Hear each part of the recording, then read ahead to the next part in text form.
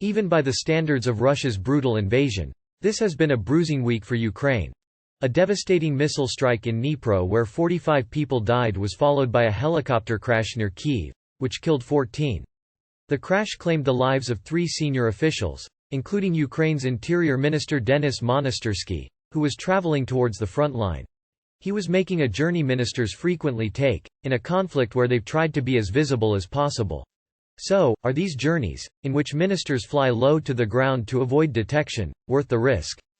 There are risks, but it's important to inspire our fighters, feel the situation on the front line and make decisions firsthand, says Volodymyr Fizenko, a political expert from Ukraine's Center for Political Studies. Because the Interior Ministry is responsible for the National Guard, emergency services and the police force, Mr. Fizenko believes the risks for Denis Monastyrsky were higher than for other ministers. It's impossible to assess and forecast everything in advance. For those who travel by helicopter the risk exists, especially during the war, he says. The cause of the crash in Brovary still isn't known. Helicopter is often the method of choice for senior figures to travel around Europe's biggest country. When the officials move faster, they can do more, points out Anton Heroshenko, a former MP who was an advisor to Interior Minister. Monastyrsky used to be his assistant and consultant. You wouldn't travel to the US by ship, would you? Heroshenko says. We experienced helicopter travel ourselves when we joined a trip with Monastyrsky's Interior Ministry last summer, from Kyiv to the city of Zaporizhia.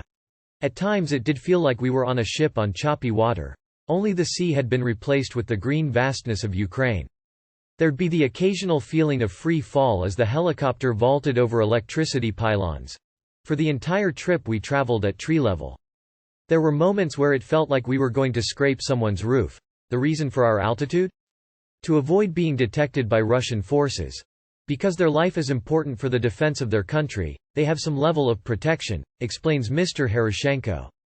But no one is protected against a missile, like the one which hit the residential block in Dnipro.